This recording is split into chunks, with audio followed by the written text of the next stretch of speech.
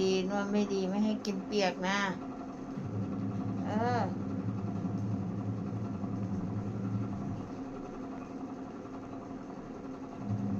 ตั้งใจนวดหน่อย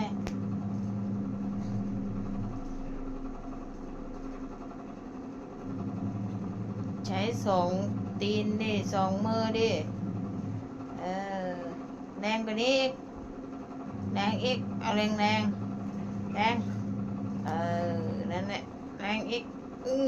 สี่ตีนแรงอีกไม่ได้กินเปียกนะแรงแรงเลย